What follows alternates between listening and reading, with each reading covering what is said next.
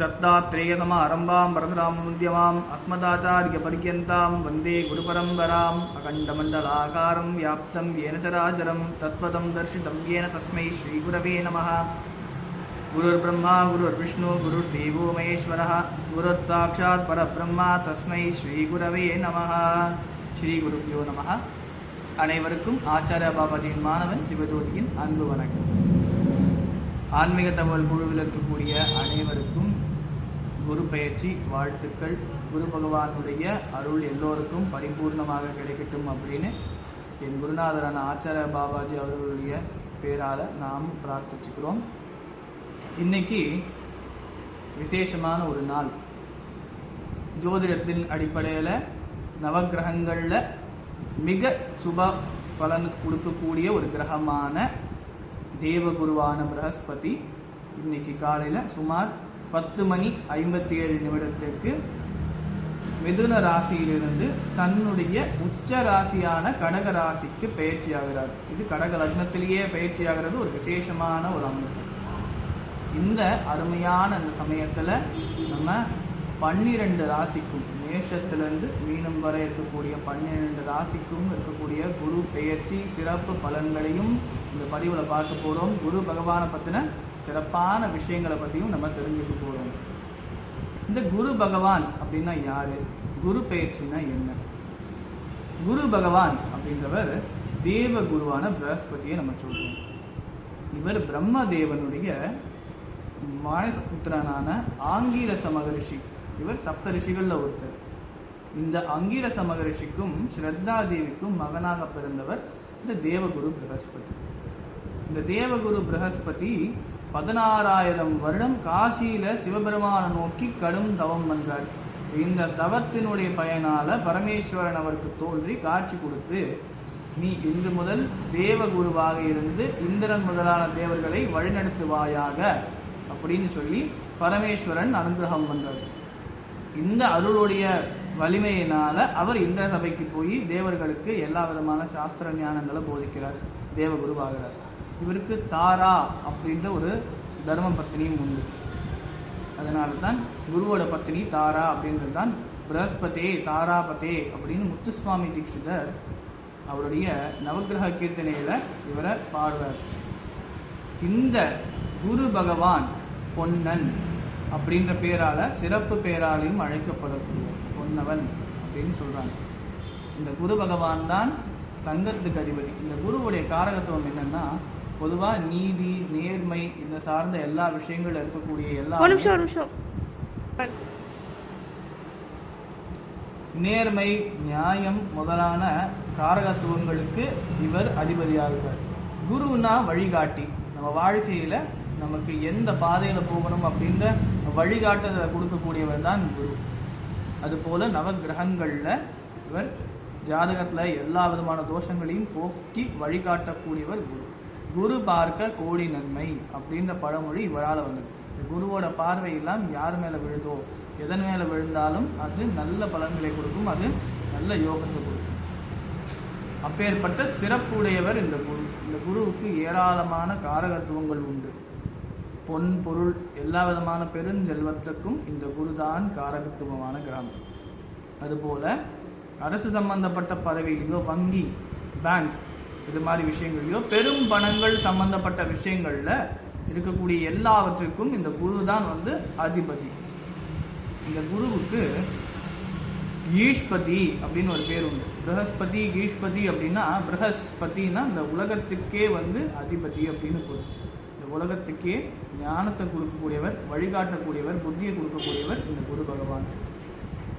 இவரை எப்படியெல்லாம் துதிக்கிறாங்கன்னா, வியாசர் சொல்ற நவகிரக ஸ்தோத்திரத்துல தேவானாஞ்ச ரிஷிம்னாஞ்ச குரும் காஞ்சன சங்கீபம் புத்தி பூதம் திரிலோகேஷம் தம் நமாமி பிரகஸ்பதிம் அப்படின்ற ஸ்லோகம் மூலமா அவரை ஆராதனை பண்றாங்க. தேவர்களாலும் ரிஷிகளாலும் ஆராதிக்கப்படுபவரே, காஞ்சன வண்ணம் அதாவது பொன்னிற வண்ணத்தினை உடையவரே, புத்தி இந்த பூ உலகத்தில் இருக்கக்கூடிய எல்லோருக்கும் புத்தியாக திகழ்பவரே, நல்ல அறிவை கொடுக்கக்கூடியவரே, அப்பேற்பட்ட பிரகஸ்பதியே உன்னை நான் வணங்குகின்றேன் அப்படின்னு சொல்லி இந்த பிரகஸ்பதியை வணங்குறாங்க. இந்த குருவுக்குரிய மரம் அரச மரம். அரச மரம்னா நம்ம எல்லாருக்கும் தெரியும், மரங்கள்லேயே உயர்ந்த மரம், சிறந்த மரம் அரச மரம். அதனால தான் அதை அரச மரம்னு சொல்கிறோம். அதிகமான ஆக்சிஜனை வெளியிடக்கூடிய மரம் இந்த அரச மரம். அதுதான் குருவுடைய தன்மையே தனக்குள்ள எல்லா விதமான தீங்கையும் எடுத்துக்கிட்டு, எப்படி அரச மரம் கார்பன் டை ஆக்சைடெலாம் எடுத்துக்கிட்டு ஆக்சிஜனை வெளியிடுதோ, அதுபோல குருவாகப்பட்டவர் தன்னை நோக்கி வரக்கூடிய சாதகர்களுடைய எல்லாருடைய கர்மாக்களையும் ஏற்றுக்கிட்டு அவங்களுக்கு நல்லதை மட்டுமே கொடுக்கக்கூடியவர். அது குருவுடைய தன்மை. அப்பேற்பட்ட அந்த குருவுடைய தன்மை தான் குருவுடைய விருட்சமான அரச மரத்துக்கும் உண்டு. அப்பேற்பட்ட சிறப்புடைய தன்மையுடையது அரச மரம். அது குருவுடைய விருட்சம். குருவுக்கு உகந்த மலர் முல்லை மலர். குருவுக்கு உகந்த வஸ்திரம் மஞ்சள் வஸ்திரம். குருவுக்கு உகந்த ராகம் அட்டானா ராகம். இந்த அட்டானா ராகத்துல தான் முத்துசுவாமி தீட்சிதர் நவகிரக கீர்த்தனையை அதில் குருவுக்குரிய கீர்த்தனையை பண்ணியிருக்கார். இதை தினமும் கேட்டுட்டு வர்றதுனாலேயே குரு கிரகத்தினால ஏற்படக்கூடிய கெடுபலன்கள்லேருந்து விடுதலை அடையலாம். இந்த பொதுவாக இந்த குரு பயிற்சி காலத்தில் எல்லாரும் என்ன பண்ணுவாங்க அப்படின்னா, குருவுக்கு வழிபாடு பண்ணுறேன்னு சொல்லிட்டு தட்சிணாமூர்த்திக்கு போய் எல்லா வழிபாடும் பண்ணுவாங்க. இது பெரும்பாலும் நிறைய பேர் செய்யக்கூடிய ஒரு தவறு. குரு பகவானுக்கும் தட்சிணாமூர்த்திக்கும் வேறுபாடு உண்டு. இந்த குரு பகவானாகப்பட்டவர் நவகிரகத்தில் ஒருத்தர். தட்சிணாமூர்த்தின்றது சிவஸ்வரூபம், பரமேஸ்வரனுடைய விவித வடிவங்கள், பல்வேறு வடிவங்களில் ஒரு அற்புதமான உன்னதமான ஒரு வடிவம் தட்சிணாமூர்த்தி ஸ்வரூபம். கல்லால மரத்துக்கு கீழே அமர்ந்து தென்முகமாக எல்லா இடத்துலையும் தெற்கு திசையை நோக்கி தட்சிணாமூர்த்தி உட்கார்ந்திருப்பார். சனகாதி முனிவர்களுக்கு இப்படி சின்முத்திரையை வச்சு உபதேசம் பண்ணிட்டு இருப்பார். தட்சிணாமூர்த்தி தன்னுடைய மௌனத்தாலே உபதேசம் பண்ணுவார். இந்த தட்சிணாமூர்த்தி ஞான குரு. இந்த பிரகஸ்பதி லோக குரு, தேவர் குரு. தேவர்களுக்கெல்லாம் குருவானவர் இந்த பிரகஸ்பதி. இந்த உலகத்துக்கு தேவையான, இந்த உலகத்தில் நம்ம வாழ்வதற்கு தேவையான எல்லா விதமான இன்பங்களையும் சுகங்களையும் தரக்கூடியவர் இந்த தேவகுருவான பிரகஸ்பதி, அறிவை தரக்கூடியவர். ஆனால் தட்சிணாமூர்த்தி ஆகப்பட்டவர் ஞானத்தை கொடுக்கக்கூடியவர். அதே சமயத்தில் இந்த தட்சிணாமூர்த்தி வழிபாடு பண்ணக்கூடாதுன்றது கிடையாது. இந்த தட்சிணாமூர்த்தி தென்முக கடவுள். பிரகஸ்பதிக்கோ திசை வடக்கு. இந்த திசையிலேயே இவங்க ரெண்டு பேரும் வேறுபடுறாங்க. அது மட்டும் இல்லாமல் தட்சிணாமூர்த்திக்கு உகந்த வஸ்திரம் வெண்ணிற வஸ்திரம், குருவுக்கு மஞ்சள் நிற வஸ்திரம். அப்போ வஸ்திரமும் மாறுபடும். இந்த தட்சிணாமூர்த்திக்கு சாந்த ஸ்வரூபம். அதுக்கு அவர் ஞான வடிவமானவர். சிவன் கோயில்களில் எல்லா இடத்துலையும் தெற்கு திசையை நோக்கி கோஷ்டத்தில் வீற்றிருக்கக்கூடியவர். நம்ம இந்த உலகியல் வாழ்க்கையில் ஏதேனும் குழப்பமான தெளிவற்ற சூழ்நிலையை நம்ம சந்திக்கும் பொழுது, ஒரு தெளிவாக ஒரு முடிவு எடுக்க முடியாத சந்தர்ப்பத்தில் இந்த தட்சிணாமூர்த்தியை நம்ம வழிபாடு பண்ணுறது மூலமாக நமக்கு ஒரு தெளிவான ஒரு முடிவு நமக்கு எடுக்கிறதுக்கான ஒரு ஞானத்தை அவர் கொடுப்பார். இப்போது ஒரு வீடு வாங்கலாமா வேண்டாமா, இந்த தொழில் ஆரம்பிக்கலாமா வேண்டாமா, நம்ம எந்த விஷயத்தை எடுத்தாலும் அதில் ஏதாவது ஒரு தெளிவான முடிவு எடுக்கணும். ஏதாவது ஒரு புதிய தொழில் தொடங்கணும் அப்படின்னோ, இல்லை ஏதாவது ஒரு விஷயத்துலையோ நமக்கு குழப்பம் வரும்பொழுது எதுவுமே பண்ண வேணாம். நேராக போய் சிவன் சந்நிதிக்கு போய் சிவாலயத்தில் சிவனை தரிசனம் பண்ணிட்டு போய் தட்சிணாமூர்த்தி முன்னாடி மௌனமாக உட்காந்து கொஞ்ச நேரம் தியானம் பண்ணாலே அவருடைய அருளால் அவர் மௌனத்தினால நமக்கான பதிலை, தெளிவான பதிலை கொடுத்துருவார். அந்த ஆலயத்திலேருந்து நம்ம வெளியில் வரும்போது நமக்கு ஒரு தீர்மானமான ஒரு முடிவு எடுக்கக்கூடிய ஒரு சூழ்நிலை நமக்கு ஏற்படும். ஒரு தெளிவு நமக்கு கிடைக்கும். அப்பேற்பட்ட தெளிவை அனுகிரகம் பண்ணக்கூடியவர் ஞான குரு தட்சிணாமூர்த்தி.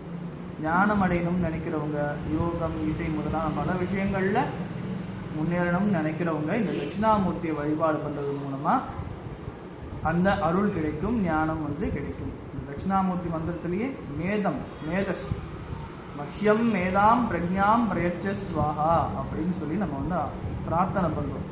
அதுபோல் மேதஸ், மகா மேதாவித்தனம் இல்லையா, அந்த மேதை தனத்தையும் பிரஜைனா ஸ்திரமான ஒரு புத்தி, இதெல்லாம் அனுகிரகம் பண்ணக்கூடியவர் தட்சிணாமூர்த்தி.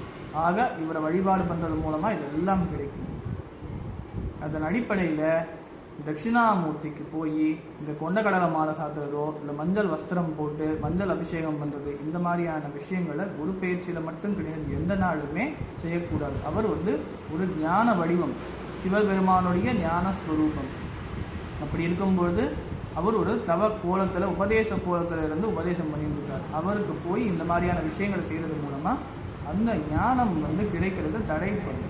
அந்த மாதிரி எந்த சாஸ்திரத்திலையும் தட்சிணாமூர்த்திக்கு மஞ்சள் வஸ்திரம் சாத்த சொல்லியோ கொண்டக்கடலை மாலை போட சொல்லியோ சொல்லவே இல்லை. ஆனால் அந்த நாளில் தட்சிணாமூர்த்தியை தான் வழிபாடு பண்ணணும்னு அவசியம் இல்லை. தட்சிணாமூர்த்தியை வழிபாடு பண்ணுறது மூலமாக குருவோட அருள் கிடைக்கும். ஏன்னா தட்சிணாமூர்த்திக்கும் குருவுக்கு என்ன சம்பந்தம்னா, குருவுடைய அதிதேவதை தட்சிணாமூர்த்தி. இந்த தட்சிணாமூர்த்தியோட அருளாலத்தான் குரு பகவானானவர் தேவர்களுக்கெல்லாம் குருவானவர். அப்பேற்பட்ட சிறப்பான ஒரு அனுகிரகத்தை பண்ணவர் தட்சிணாமூர்த்தி. அவரை போய் நம்ம இதனால் வழிபாடு பண்ணுறது நல்லது தான். எந்த நாளில் வேணாலும் ஞானம் வேணும்னு நினைக்கிறவங்க தட்சிணாமூர்த்தியை வழிபாடு பண்ணலாம். குரு பேச்சு நாளில் நம்ம வழிபாடு பண்ண வேண்டியது யாருன்னா குரு பகவானுக்கு தான். வெறும் குரு பகவானுக்கு மஞ்சள் நிற வஸ்திரம் சாத்தலாம், முல்லைப்பூவால் அர்ச்சனம் பண்ணலாம், கொண்ட கடலையை நெய்வேத்தியம் பண்ணணும். அதை மாலையை கட்டி போடக்கூடாது. நிறைய பேர் அந்த கொண்ட கடலையை மாலையை கட்டி போடுறாங்க. அந்த மாதிரி அந்த தவறுகளை செய்யக்கூடாது. நம்ம தீர்க்கமாக நம்ம தெரிவிச்சுக்கிறோம். கொண்ட கடலை கூட வெள்ளை கொண்ட கடலை கிடையாது, கருப்பு கொண்ட கடலை தான் சொல்லப்பட்டிருக்கே தவிர வெள்ளை கொண்ட கடலை கிடையாது. வெள்ளை கொண்ட கடலை நம்மளோடதே கிடையாது. ஆக இதை கவனத்தில் வச்சு இனி வரக்கூடிய வழிபாடுகளை மேற்கொண்டு குருவான அந்த பிரகஸ்பதியோட அருளை பரிபூர்ணமாக பெறணும் அப்படின்னு நம்ம தெரிவிச்சுக்கணும். இந்த குரு பகவானை நம்ம எப்படி வழிபாடு பண்ணுறது அப்படின்னு நம்ம தெரிஞ்சுக்கிட்டோம். மஞ்சள் நிற வஸ்திரம் சாத்தி நம்ம கொண்ட கடலையை நைவேத்தியம் பண்ணி மற்றவங்களுக்கு கொடுத்து நம்ம அவருடைய அருளை பெறலாம். அது தவிர அவங்கவுங்க இந்த குரு பெயர்ச்சி நாளில் என்ன பண்ணலாம்னா, அவங்களுடைய குருமார்களை போய் தரிசனம் பண்ணி அவங்கள ஆராதனை பண்ணுறது மூலமாகவோ, அவங்களுக்குன்னு மானசீக குரு யார் இருந்தாலோ இல்லை யாராவது தீட்சை வாங்கியிருந்தால் அந்த குருவை போய் தரிசனம் பண்ணி அவங்களுடைய ஆசீர்வாதம் தர்றதுனால குருவோடைய அருள் பரிபூர்ணமாக கிடைக்கும். குரு என்ன, எல்லா குருவுமே ஒன்று தான். அப்படி இருக்கும் பொழுது அவங்களுடைய குருநாதர்களை வழிபாடு பண்ணுறது மூலமாகவே குருவுடைய அருள் கிடைக்கும். குரு பார்க்க கோடி நன்மைன்றது இதுதான். குரு பலம் இருந்தால் வாழ்க்கையில் எல்லா விஷயங்களும் கிடைக்கும். குருவுடைய பார்வை விழுந்துருச்சுன்னா மற்ற எல்லா கிரகங்களுடைய தோஷத்திலிருந்தும் நிவர்த்தி கிடைக்கும். எல்லாத்துக்கும் ஒரு சொல்யூஷன், ஒரு தீர்வு என்னன்னா குருவோட பார்வை. ஆக அப்பேற்பட்ட அந்த குரு ஸ்தூலத்தில் இருந்தாலும் சூக்ஷ்மத்தில் இருந்தாலும், அதாவது நேரடியாக இருந்தாலும் அவரை தரிசனம் பண்ணுங்கோ, மானசீகமாக இருந்தாலும் அவரை நினச்சி வழிபாடு பண்ணுங்க. அவங்களுக்கு இஷ்ட குருமார்கள் மானசீக குரு இருக்கலாம். ராகவேந்திரர், மகாபெரிவர், சாய்பாபா, இன்னும் சித்தர்கள், இந்த மாதிரி யார் வேணால் வச்சுருக்கலாம். அவங்கள இந்த நல்ல நாளில் வழிபாடு பண்ணுறது நல்லது. எல்லா நாளுமே குருவை நினச்சி ஆராதிச்சா அப்படி நம்ம தொடங்கினா அந்த நாள் முழுக்க ரொம்ப இனிமையாகவும் நம்ம செய்யக்கூடிய காரியங்கள் நமக்கு வெற்றிகரமாகவே அமையும். அதில் என்ன தடைகள் இருந்தாலும் குரு அதை போக்கி நம்மளை நல்வழிப்படுத்துவார். குருவுடைய வேலையே, குருவுடைய காரகத்துவமே வழிகாட்டுதல் தான். நம்ம இப்போ ரோட்டில் போயிட்டுருக்கோம், இந்த இடத்துக்கு போகணும் அப்படின்னு ஒரு போர்டு இருக்குது இல்லையா. இப்போ ஒரு கிண்டிக்கு போகிறோம், தாம்பரத்துக்கு போகிறோம், திருச்சிக்கு செல்லும் வழி அப்படின்னு போட்டிருக்கு இல்லையா. அந்த பலகைகள் எல்லாமே கூட, அந்த போர்டு கூட ஒரு வழிகாட்டி தான். அது கூட குருவுடைய அனுகிரகத்தினால தான் வரும். குருவுடைய காரகத்துவத்துக்கு கீழே தான் வரும். அதுபோல் ஒரு சாதாரணமான ஒரு வழிபோக்கு பலகை அதுவே குருவோட காரகத்துவத்தில் வரும்பொழுது இந்த உலகத்தில் நம்ம வாழ்கிற வாழ்க்கைக்கு தேவையான அத்தனை விஷயங்களையும் வழிகாட்டக்கூடிய மார்க்கதர்சியாக இருக்கக்கூடியவர் குரு. அவரை வழிபாடு பண்ணுறது மூலமாக எல்லாமே கிடைக்கும். சரி, இந்த குருவுக்குரிய ராகம் இதெல்லாம் பார்த்தாச்சு. இந்த குருவுக்குரிய காயத்ரி மந்திரத்தை தினமும் சொல்லலாம். அது என்னன்னா, எல்லாரும் ரிஷபத்வஜாத்மகே கினி அஸ்தாயினி தன்னோ குரு பிரச்சோதயாத்துன்றாங்க. ஆக்சுவலி அதாவது இது குருவுடைய காயத்ரி மந்திரம் கிடையாது, தட்சிணாமூர்த்தியோட மந்திரம். இந்த குருவுடைய காயத்ரி மந்திரம் என்னன்னா, ஓம் சுராச்சாரியாய வித்மகே சுரஸ்ரேஷ்டாய தீமகி தன்னோ குரு பிரச்சோதயாது. இதுதான் இந்த குருவுக்குரிய காயத்ரி மந்திரம். இதை தெரிஞ்சுக்கிட்டு இதை தினமும் ஜபம் பண்ணிட்டு வர்றதுனால குருவுடைய அருள் கிடைக்கும், பிரகஸ்பதியினுடைய அருள் கிடைக்கும். சரி, இப்போ 12 ராசிக்கு உரிய சிறப்பான குரு பெயர்ச்சி ராசி பலன்களை, சிறப்பு பலன்களை நம்ம இப்போ பார்க்கலாம்.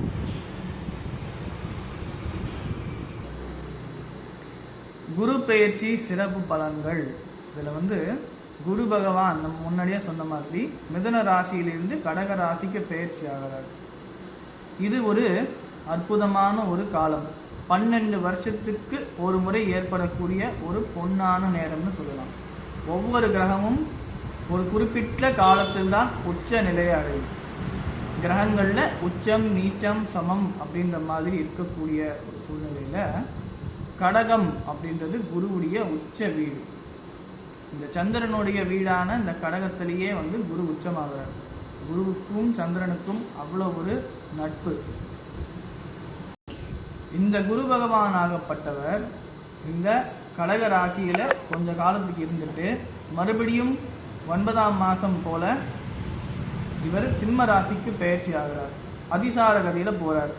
மறுபடியும் கொஞ்ச காலம் கழிச்சு வக்ரமாகி கடகத்துக்கே வந்துடுவார். அதன் அடிப்படையில் கடக ராசி நேயர்களுக்கும் சரி மற்ற ராசிக்காரர்களுக்கும் குரு உச்சமாகும் பொழுது ஒரு எல்லாருக்குமே இது பொதுவான ஒரு பொன்னான காலம் அப்படின்னே நம்ம சொல்லலாம். இப்போ ஒவ்வொரு ராசியில இருக்கக்கூடியவங்களுக்கு இந்த குரு பெயர்ச்சி என்ன பண்ணும் அப்படின்றத தெளிவாக சொல்லலாம். அதுக்கு முன்னாடி இந்த குருவுடைய சில சிறப்பு தகவல்கள். குருவுக்குரிய மரம் தெரிஞ்சுக்கிட்டோம், குருவுக்குரிய ராகம் தெரிஞ்சுக்கிட்டோம், மலர் தெரிஞ்சுக்கிட்டோம். இந்த குரு பகவான் வழிபாடு பண்ண ஸ்தலம்னா திருச்செந்தூர் முருகப்பெருமானை வந்து குரு பகவான் வழிபாடு பண்ணியிருக்கார். தென்குடி திட்டை ஆலங்குடி முதலான தலங்களையும், சென்னையில் இருக்கக்கூடிய திருவல்லிதாயம் பாடியில் இருக்கக்கூடிய திருவல்லிதாயம் தலத்திலையும் இந்த குரு பகவான் வழிபாடு பண்ணியிருக்கார். இன்னும் ஒவ்வொரு சில இடங்களில் குரு பகவான் ஏராளமான இடங்களில் அவருடைய வழிபாடு பண்ணி அவருடைய சக்தியை வந்து பெருக்கியிருக்கார். குருவாயூர் அதுவும் குரு வழிபாடு பண்ண தலம்தான். ஆக பல இடங்களில் குரு பகவான் சிவனையும் விஷ்ணுவையும் வழிபாடு பண்ணியிருக்கார். இந்த குருவுக்குரிய ரத்னம் கனக புஷ்பராகம். இது போல ஏராளமான விஷயங்கள் உண்டு. இப்போ நம்ம 12 ராசிக்கு உரிய குரு பெயர்ச்சி சிறப்பு பலன்களை பார்க்கலாம். 12 ராசியில முதல் ராசி மேஷ ராசி. இந்த மேஷம் ராசிக்கு குரு பகவான் 3ஆம் இடமான தைரிய வீரிய ஸ்தானத்திலிருந்து 4ஆம் இடமான சுகஸ்தானமான கடக ராசிக்கு போறார். குரு பகவான் பயிற்சியாகி போறார். இதனால் வரைக்கும் மேஷராசிக்காரர்கள் செய்த எல்லா விதமான முயற்சிகளும் வெற்றிகரமாக ஆயிருக்கும். இந்த முயற்சிக்கு ஏற்ற ஒரு பலன்களை வந்து அவங்க அனுபவிக்கக்கூடிய ஒரு அற்புதமான காலம் இந்த குறிப்பிட்ட இந்த 4-5 மாச காலம். இந்த குரு பகவான் கடகராசியில் சஞ்சாரம் பண்ணக்கூடிய இந்த காலம் மேஷராசிக்காரர்களுக்கு ஒரு பொன்னான காலம். இந்த காலத்தில் சுகஸ்தானத்தில் குரு இருக்கிறதுனால குரு நின்ற இடம் பாழ், அந்தணன் நின்ற இடம் பாழ், குரு பார்த்த இடம் வந்து விருத்தி அப்படின்னு சொல்லுவாங்க. அதனால குரு எந்த இடத்துல இருக்காரோ அந்த இடம் சார்ந்த சில தொல்லைகளை கொடுப்பார். அது தவிர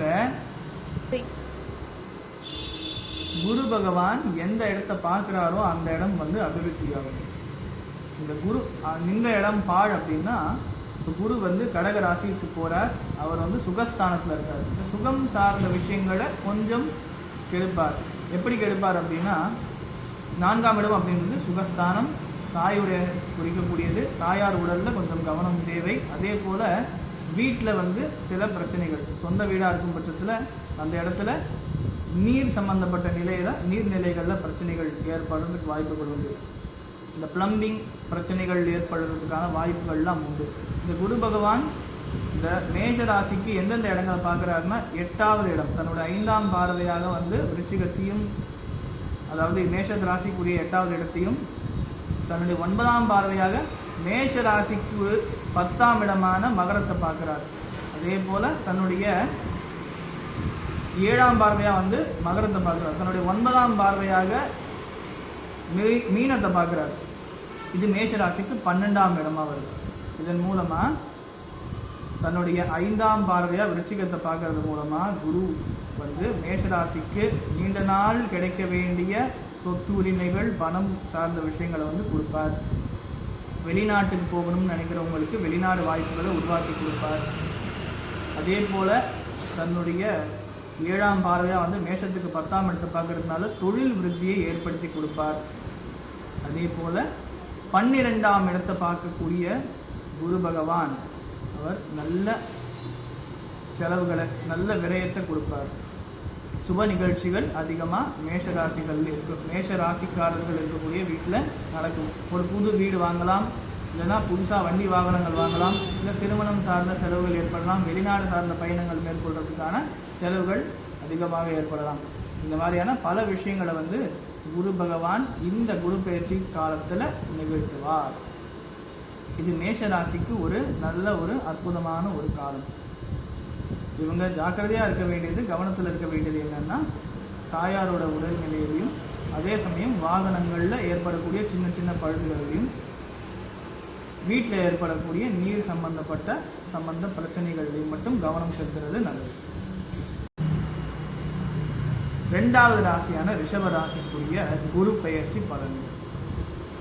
ரிஷபத்துக்கு 2ஆம் இடத்திலிருந்து குரு 3ஆம் இடத்துக்கு பெயர்ச்சி ஆகிறார், மிதனத்திலிருந்து கடகத்துக்கு. இந்த 2ஆம் இடத்துல குரு இருக்கும் பொழுது வாக்கு, குடும்பம், கல்வி ஸ்தானங்கள்ல இருந்து குரு வந்து அதெல்லாம் விருத்தி பண்ணியிருப்பார். அது சார்ந்த பிரச்சனைகளை கொடுத்துருப்பார். பொதுவாக குருவுக்கு ஜீவகாரகன், தனகாரகன் பேர் உண்டு. குரு 2ஆம் இடத்துல இருக்கும்பொழுது ஒன்று பணம் சம்மந்தப்பட்ட பிரச்சனையை கொடுத்துருக்கணும், இல்லைன்னா வந்து குடும்பத்தில் ஏதாவது ஒரு பிரச்சனையை கொடுத்துருக்கணும். குரு இருக்கக்கூடிய இடத்துல ஏதாவது சின்ன பிரச்சனையை கொடுப்பார். ஆனால் இந்த ரிஷபராசிக்கு 8ஆம் இடத்துக்குரியவர் குரு. 8க்கும் 11ஆம் இடத்துக்கும் அதிபதியான குரு 3ஆம் இடத்துக்கு போகிறதுனால இவங்களுக்கு நீண்ட நாள் இழுத்துக்கிட்டு இருந்த எல்லா வேலைகளையும் இந்த குரு பெயர்ச்சி புண்ணிய காலத்தில், இந்த காலத்தில் அவர் சரி பண்ணி கொடுப்பார். இந்த காலத்தில் அவங்க ரொம்ப நாளாக வந்து செய்யணும்னு நினச்சதை எல்லாமே வந்து இந்த ஒரு 4-5 மாதத்துக்குள்ளே முடிச்சு கொடுத்துருவார். அது இந்த ரிஷபராசிக்குரிய ஒரு முக்கியமான விஷயம். மேலும் தைரிய வீரிய விஜயஸ்தானத்தில் போய் குரு உட்கார்றார். அவர் 8ஆம் இடத்துக்குரிய அதிபதி அப்படிங்கிறதுனால 3-8-11க்கு அதிபதியான குரு அவர் குறுகிய வெளிநாடு பயணங்களை வந்து மேற்கொள்வதற்கான வாய்ப்புகளை வந்து கொடுப்பார். இந்த நேரத்தில் வந்து இன்வெஸ்ட்மெண்ட்ஸ், பாலிசிஸ் மாதிரியான சில விஷயங்களையும், ஏதாவது லாங் டேர்ம் இன்வெஸ்ட்மெண்ட், நீண்ட காலத்துக்கான சேமிப்பு திட்டங்களில் உங்களை வந்து முதலீடு பண்ணுறதுக்கான விஷயங்களையும் அதன் மூலமாக லாபம் ஏற்படுத்தக்கூடிய ஒரு காலத்தையும் அவர் கொடுப்பார். அதே போல் ரிஷபராசிக்கு 7ஆம் இடத்தை குரு பார்க்கிறார், 9ஆம் இடத்தை பார்க்கிறார், 11ஆம் இடத்தை பார்க்கிறார். 7ஆம் இடம் அப்படின்றது திருமணத்தை குறிக்கக்கூடியது. நீண்ட காலமாக ரிஷபராசியில் இருந்து திருமணமாகணும்னு காத்துட்டு இருக்கக்கூடிய ஆண்கள், பெண்களுக்கு இந்த நேரத்தில் திருமணம் கைகூடும். ரிஷபராசி பெண்களுக்கு 9ஆம் இடத்தை குரு பார்க்கறதுனால குழந்தை பாக்கியம் கிடைக்கும். சொத்து வாங்கணும்னு நினைக்கக்கூடிய ரிஷபராசிக்காரர்களுக்கு ஆதாயம் உண்டு. ஆக இந்த ரிஷபராசிக்கு இந்த குரு பெயர்ச்சியும் ரொம்ப சிறப்பான ஒரு நாள். இந்த ரிஷபராசிக்கு இந்த குரு பெயர்ச்சி ஒரு பொன்னான ஒரு காலம்.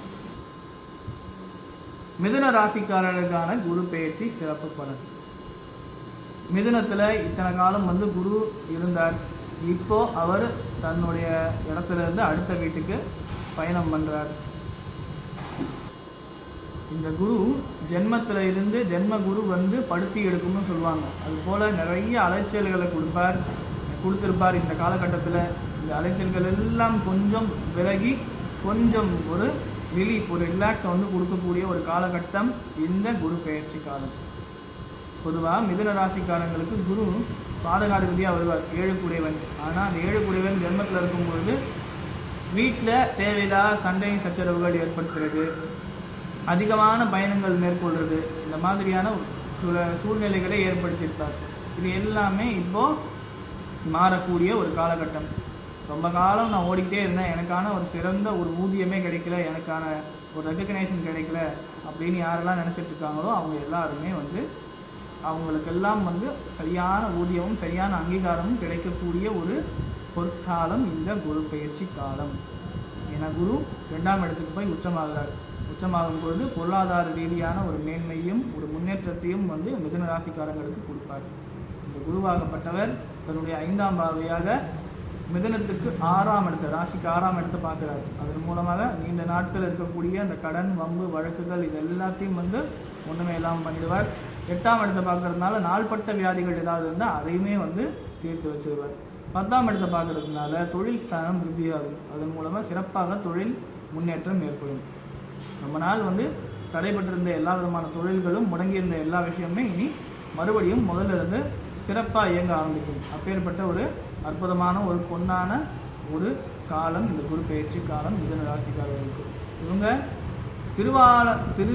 ஆலங்குடிக்கு போய் வந்து ஆபத் சகாயேஸ்வரரை போய் வழிபாடு பண்ணிட்டு வர்றது மூலமாக இவங்களுக்கு இருக்கக்கூடிய இந்த குரு பெயர்ச்சியினால் கிடைக்க வேண்டிய நல்ல பலன்களை இவங்க அதிகமாக அடையலாம். கடகராசி 4வது ராசி. இந்த ராசிக்கு தான் இத்தனை காலத்திலேருந்து 12லேருந்து குரு பெயர்ச்சியாகி வர 12 வருஷத்துக்கு ஒரு தடவை கடகத்தில் குரு அடியெடுத்து வைக்கக்கூடிய ஒரு அற்புதமான ஒரு காலம். குரு கடகராசிக்கு எப்பவும் நல்லது தான் பண்ணுவார். ஏன்னா கடகம் அவருக்கு உச்ச பலத்தை தரக்கூடிய ஒரு ராசி. என்ன இருந்தாலும் ஜென்ம குரு அப்படின்றதுனால சில விஷயங்களில் கவனமாக இருக்கணும். உடம்பு சம்பந்தப்பட்ட விஷயத்தில் ஆரோக்கியத்தில் கொஞ்சம் கவனமாக இருக்கிறது நல்லது. அதிகமான அலைச்சல்களையும் பயணத்தையும் இந்த ஒரு காலகட்டத்தில் குரு பகவானானவர் கொடுப்பார். 5ஆம் இடத்தையும் 7ஆம் இடத்தையும் 9ஆம் இடத்தையும், அதாவது ராசிக்கு 5ஆம் இடமான விருச்சிகத்தையும் 7ஆம் இடமான மகரத்தையும் 9ஆம் இடமான மீனத்தையும் குரு பார்க்கறதுனால இந்த ஸ்தானங்களுக்குரிய பலன்கள். 5ஆம் இடத்தை பார்க்கறதுனால நீண்ட நாள் குழந்தை பாக்கியத்துக்காக காத்துட்டு இருந்தவங்களுக்கு இந்த ஒரு காலத்தில் குழந்தை பாக்கியம் ஏற்படும். ராசிக்கு 7ஆம் இடமான மகரத்தை குரு பார்க்கறதுனால திருமணத்துக்காக காத்துட்டு இருந்த திருமண வயதில் இருக்கக்கூடிய ஆண்கள் பெண்கள் எல்லாருக்குமே இந்த நல்ல நேரத்திலேயே திருமணம், இந்த ஒரு 4-5 மாதத்துலேயே அலையன்ஸ் ஃபிக்ஸ் ஆகிடும். சீக்கிரமாக நல்ல செய்திகள் உங்கள் வீடை தேடி வரும். அப்படிப்பட்ட ஒரு அற்புதமான ஒரு நேரம். தர்ம காரியங்களில் ஈடுபடுறதுக்கான வாய்ப்புகளையும் இந்த கடகராசிக்காரங்களுக்கு கொடுப்பார். கோயில் திருப்பணி ஆன்மீகம் சார்ந்த பணிகள். ஏன்னா 9ஆம் இடத்தை குரு பார்க்குறார். அது அவருடைய சொந்த வீட்டையே பார்க்குறார். அப்படின்றதுனால ஆன்மீக முன்னேற்றத்துக்காக சார்ந்திருக்கக்கூடிய அதுக்கான சாதனைகள் செய்யக்கூடிய கடகராசினியர்கள் எல்லாருக்குமே இந்த ஆன்மீக முன்னேற்றத்துக்கான ஒரு பாதை, அதுக்கான முயற்சிகள் வெற்றி அடையக்கூடிய ஒரு சிறப்பான ஒரு காலம் இந்த குரு பயிற்சி புண்ணிய காலம். இந்த 4-5 மாதத்தை தவற விடாமல் பயன்படுத்திக்கோங்க. ஏதாவது மந்திர தீட்சை எடுக்கணும்னு நினச்சா இந்த ஒரு காலத்தில் சரியான குருவானிக்கு மந்திர தீட்சை எடுத்துக்கோங்க. ஜபங்கள் பண்ணுங்க. ஏராளமான கோயில்களை புதுப்பிக்கிறது, உழவார பணி முதலான தர்ம காரியங்களில் ஈடுபடுங்க. பாத யாத்திரை போங்க. புனித திருத்தலங்களுக்கு யாத்திரை போய் உழவார பணியெல்லாம் பண்ணுங்க. இது போல் நிறைய விஷயங்கள் பண்ணுங்க. பாத யாத்திரைன்றது பாத யாத்திரையாக போகணும். அது ஒரு டூர் மாதிரி போகக்கூடாது. ஏன்னா இந்த காலகட்டத்தில் பாத யாத்திரை போகிறேன்னு சொல்லிட்டு நிறைய கோயில்களை போகிற இடத்தையோ அசுத்தம் பண்ணிட்டு இருக்கக்கூடிய ஒரு சூழ்நிலைகளும் ஏற்படுது. அதனால் அந்த மாதிரி போகிறதுனால பாத யாத்திரை போகிறதுக்கான முழு பலன்கள் கிடைக்காது. அதோடைய புண்ணிய பலன் கிடைக்குதோ இல்லையோ, அதனால் ஏராளமான பாவ பலன்கள் தான் ஏற்படும். ஆக இதெல்லாம் கவனத்தில் வச்சுக்கிட்டு ஒரு பாத யாத்திரை மேற்கொள்ளுனாலும் இந்த மாதிரி விஷயங்கள்லையும் நீங்கள் கவனமாக இருந்து அதை மேற்கொள்ளுங்கள். அதே போல் குலதெய்வத்தோடைய அருள் கிடைக்கக்கூடிய ஒரு அற்புதமான ஒரு காலம் இந்த காலம். குலதெய்வத்துக்கு போய் வழிபாடு பண்ணுறது, இந்த குலதெய்வ கோயிலுக்கு போய் பூஜை பண்ணுறது, இந்த மாதிரியான ஒரு சூழ்நிலை உருவாக்கக்கூடிய ஒரு அற்புதமான ஒரு சந்தர்ப்பம் இந்த விஷயம். காரங்களுக்கு இந்த குரு பெயர்ச்சி ரொம்ப சிறப்பாக இருக்குது. கவனிக்க வேண்டிய விஷயம் என்னென்னா, உடல் அலைச்சல், மன அலைச்சல், மன சஞ்சலம், இது போன்ற விஷயங்கள் மாத்திரம்தான். இதில் மட்டும் கவனத்தில் இருக்கணும். தாயாருடைய உடல், இந்த விஷயத்துலையும் கவனத்தில் இருக்கிறது ரொம்ப ரொம்ப நல்லது. இப்போது இந்த மாதிரி டைமில் அதிகமான உணவு, தாறுமாறாக உணவு எடுத்துக்கிறதுனால உடல் பலு வெயிட் அதிகமாக பருமன் அதிகரிக்கிறதுக்கான வாய்ப்புகளும் உண்டு. இந்த மாதிரி காலகட்டங்களில் நெய் சம்மந்தப்பட்ட விஷயமோ வெண்ணெய் சம்மந்தப்பட்ட விஷயத்தையோ கொஞ்சம் குறைச்சிக்கிறது ரொம்ப நல்லது. கூடுமான வரைக்கும் நெய் எல்லாம் கோயிலில் போய் தானமாக கொடுங்கோ. கோயிலில் போய் மடப்படியில் கொடுத்தா அவங்க பிரசாதத்துக்கு பயன்படுத்திக்குவா. அதனால அப்படி பண்ணுங்க. இந்த கடகராசிக்காரங்க முக்கியமாக போய் வழிபாடு பண்ண வேண்டிய ஆலயம் அப்படின்னா, ஏன்னா இவங்களுக்கு ஜென்மத்திலே குரு இருக்கிறதுனால திருச்செந்தூர் போய் வழிபாடு பண்ணுறது ரொம்ப விசேஷம். திருச்செந்தூரில் இருக்கக்கூடிய சுப்பிரமணிய சுவாமியை வழிபாடு பண்ணுங்க. ஏன்னா அந்த இடம் குரு பகவான் வழிபாடு பண்ண ஸ்தலம், நவகிரகங்கள் இல்லாத ஒரு அற்புதமான சிறப்பு தலம். அங்கே போய் தங்கை வழிபாடு பண்ணுங்க, இதை பண்ணுங்க அப்படின்னு அந்த இடத்துக்கு போய் முருகனை சரணாகதி அடைஞ்சு உருவாய் அருவாய் உலதாய் இழதாய் மறுவாய் மலராய் மணியாய் ஒளியாய் கருவாய் உயிராய் கதியாய் விதியாய் குருவாய் வருவாய் அருள்வாய் குகனே அப்படின்னு அருணகிரிநாதர் கந்தர் அனுபூதியில் சொன்ன பாடலை பாடி முருகப்பெருமான வழிபாடு பண்ணிட்டு வாங்க. குருவாகி இந்த தேவ குருவா மட்டும் இல்லாமல் உங்களுக்குரிய ஆன்மீக குருவாகவும் வாழ்க்கைக்கு தேவையான வழிகாட்டியாகவும் அந்த சாட்சாத் அந்த முருகப்பெருமானே வழியை காட்டுவார் அப்படின்றதே நம்ம தெரிவிச்சுக்கிறோம். அதனால் இதை போய் வழிபாடு பண்ணிட்டு வாங்க. கடகராசிக்காரங்களுக்கு இந்த குரு பெயர்ச்சி ஒரு சிறப்பான ஒரு காலம். சிம்ம ராசிக்குரிய குரு பெயர்ச்சி சிறப்பு பலன்கள். காலபுருஷனுக்கு 5ஆம் இடத்துல வரக்கூடிய ஒரு ராசி, சூரியனை அதிபதியாக வச்சிருக்கக்கூடிய ஒரு ராசி. பேர்பட்ட இந்த சிம்ம ராசிக்கு குரு இது காலம் வரை 11ஆம் இடத்துல குரு சஞ்சாரம் வந்தார். குரு 11ல் இருக்கிற வரைக்கும் எல்லாமே யோக காலமாக இருந்தது. இந்த 11ஆம் இடத்துல ஏராளமான நல்ல காரியங்களை இருந்து நடத்தி கொடுத்துருப்பார். இப்போ அந்த குரு 11ஆம் இடத்துல இருந்து பெயர்ச்சியாகி 12க்கு வரார். இதுல ஒரு சாதகமான விஷயம் என்னன்னா, 12ஆம் இடம் விரயஸ்தானம். இந்த விரயஸ்தானத்துக்கு குரு வர்றதுனால தேவையில்லாத செலவுகளை கொடுப்பார். ஆனாலும் அவரே 5ஆம் இடத்துக்கு அதிபதியாகவும் 8ஆம் இடத்துக்கு அதிபதியாகவும் வர்றதுனால நல்ல செலவுகள், சிறப்பான ஆன்மீக பயணங்களோ நல்ல பயணங்களை மேற்கொள்றதுக்கான செலவுகளை கொடுப்பார் இந்த குரு பகவான். 8 ராசிக்கு 8 போய் 12ல் உட்கார்றதுனால இது ஒரு விபரீத ராஜயோகத்தை கொடுக்கக்கூடிய ஒரு நல்ல காலம். கெட்டவன் கிட்டிடில் கிட்டிடும் ராஜயோகம்ன்ற மாதிரி இந்த குரு வாங்கப்பட்டவர் சிம்ம ராசிக்கு பாதி நல்லது பண்ணுவார், பாதி கெட்டது பண்ணுவார். சிம்மத்துக்கு 8ல் இருக்கக்கூடிய குரு 8ஆம் இடத்துக்கு அதிபதியாக இருக்கக்கூடியவர் 12ல் மறைகிறதுனால இந்த 8ஆம் இடத்துக்குரிய பாதிப்புகளை குறைச்சிடுவார். மேற்கொண்டு தேவையில்லாத விபத்துக்கள்லேருந்து விடுதலை கொடுப்பார். குரு தன்னுடைய 5ஆம் பார்வையாக ராசிக்கு 4ஆம் இடமான விருச்சிகத்தை பார்க்கறதுனால கல்வியில் முன்னேறணும்னு நினைக்கக்கூடியவங்க, நல்லா படிக்கணும், எஜுகேஷன் காலேஜுக்காக வெயிட் பண்ணிட்டு இருக்கவங்களுக்கு நல்ல காலேஜ் கிடைக்கும். இந்த ஒரு காலகட்டத்தில் கலைத்துறையில் முன்னேறணும்னு நினைக்கிறவங்களுக்கு ஒரு முன்னேற்றம் ஏற்படும். வீடு வாங்கணும், வீடு கட்டணும்னு நினைக்கிறவங்களுக்கு இது ஒரு நல்ல நேரம். இந்த நேரத்தில் வீடு வாங்குறது, வண்டி வாகனங்கள் வாங்குறது, அப்படிப்பட்ட அந்த யோகத்தை இந்த குரு பகவான் கடகத்தில் இருக்கக்கூடிய 12ஆம் இடத்துல இருக்கக்கூடிய விரய குருவானவர் விரயத்தை கொடுப்பார். விரயம்னா செலவு. என்ன மாதிரி செலவு கொடுப்பார்? வீடு கட்டுறது ஒரு ரொம்ப செலவு, அந்த செலவு கொடுப்பார். வாகனம் வாங்குறது ஒரு நல்ல செலவு, அதை கொடுப்பார். எஜுகேஷனுக்கு செலவு பண்ணுறது, கல்விக்கு செலவு பண்ணுறது, ஃபீஸ் கட்டுறது, நல்ல கோர்ஸ் படிக்கிறது, ஏதாவது இந்த குரு பெயர்ச்சி புண்ணிய இந்த ஒரு காலத்திலேயே இந்த 3-4 மாத காலத்தில் சிம்ம ராசிக்காரங்க ஏதாவது ஒரு புது விஷயத்தை கற்றுக்கணும்னு சொல்லிட்டு ஒரு கோர்ஸ் படிப்பாங்க. அதுக்கான ஒரு அஸ்திவாரத்தை இந்த குரு பகவான் இந்த 3 மாத காலத்தில் 4 மாத காலத்தில் இந்த ஒரு 5 மாதத்தில் ஏற்படுத்திடுவார். அப்பேற்பட்ட ஒரு சிறப்பான ஒரு காலம். தேவையில்லாத பயணங்களுக்கு போக வேண்டாம், அதுக்கு செலவு பண்ண வேண்டாம்.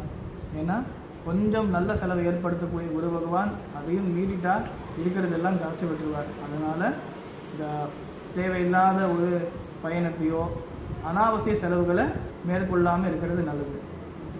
நல்ல விஷயங்களுக்கு, தர்ம காரியங்களுக்கு செலவு பண்ணும்பொழுது இப்போது 4ஆம் இடத்தை குரு பார்க்குறாரு அப்படின்றதுனால இந்த இடங்கள்ல தேவையில்லாத செலவு வரக்கூடாதுன்னா, இப்போது ஸ்கூல் திறக்கிற டைம் வந்துருச்சு. இந்த நேரத்தில் படிக்கிற குழந்தைங்களுக்கு அவங்களுக்கு தேவையான புஸ்தகங்களை வாங்கி கொடுக்கறது மூலமாக ஒரு கைடுங்களோ இல்லைனா ஸ்கூல் ஃபீஸ், வசதி இருக்கிறவங்க ஸ்கூல் ஃபீஸ் கட்டுறதோ காலேஜ் ஃபீஸ் கட்டுறதோ இல்லை அது போன்ற விஷயங்கள் செய்கிறது மூலமாக இந்த குரு பகவான் ஏற்படுத்தக்கூடிய தேவையற்ற விரைய செலவுகளிலிருந்து தவிர்க்கலாம். சிம்ம ராசிக்கு 6ஆம் இடமான மகரத்தை குரு தன்னோட 7ஆம் பார்வையாக பார்க்கறதுனால வேலைக்கு போகணும்னு நினைக்கிறவங்க, ரொம்ப நாளாக வேலை தேடிட்டு இருக்கக்கூடியவங்களுக்கு வேலை கிடைக்கக்கூடிய ஒரு அற்புதமான ஒரு காலம்.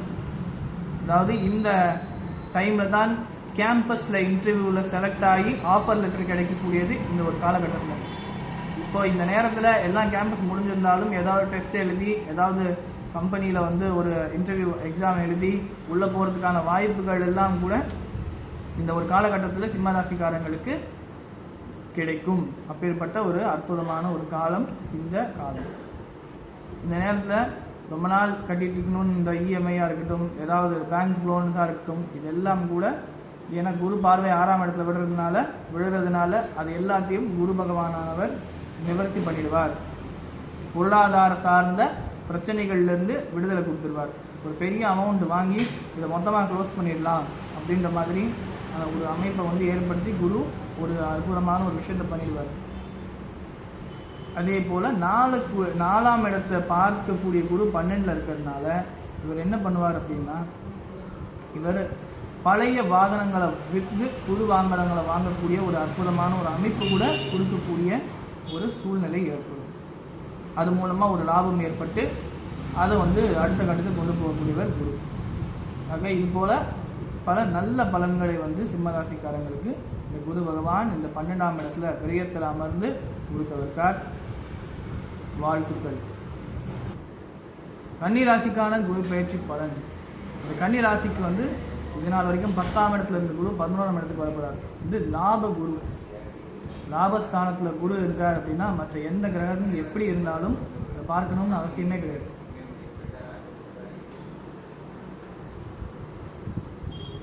இந்த கன்னி ராசிக்கு இந்த குரு பயிற்சி ரொம்ப சிறப்பான பலன்களை கொடுக்கும். லாபத்தில் குரு வந்திருக்கிறதுனால எல்லாத்துலேயும் லாபம் தான். அமோகமான ஒரு சிறப்பான பலன்கள் வந்து கன்னி ராசி கிடைக்கும். தொட்டதெல்லாம் பொண்ணாக்கக்கூடிய ஒரு அற்புதமான ஒரு காலம் இந்த கன்னி ராசி.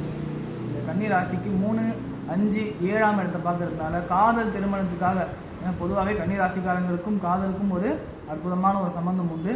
அப்படி இருக்கும்பொழுது ஏன்னா புதனோட ராசி, அதனால காதல் திருமணத்துக்காக காத்துட்டு இருக்கக்கூடியவங்க, காதல் திருமணம் வந்து காதல் கைகூடி திருமணம் ஆகணும்னு நினைக்கக்கூடியவங்களுக்கு இது ஒரு அற்புதமான ஒரு காலம். ஏன்னா குரு வந்து 11ல் இருக்கிறதுனால 7ஆம் இடத்தையும் குரு பார்க்கறதுனால காதல் திருமணம் கைகூடும் ஒரு அற்புதமான நேரம். முயற்சிகள் எல்லாம் வெற்றியாகக்கூடிய ஒரு காலம். என்ன விஷயம் எடுக்கிறோமோ அந்த விஷயத்த வெற்றியாக்கக்கூடிய ஒரு பொன்னான ஒரு காலம் இது குரு பயிற்சி காலம். கன்னிராசி காட்டில் வந்து இப்போது ஒரு சிறப்பான ஒரு அடைமழை வந்து இந்த குரு பயிற்சி காலம் வந்து கொடுக்க போகுது.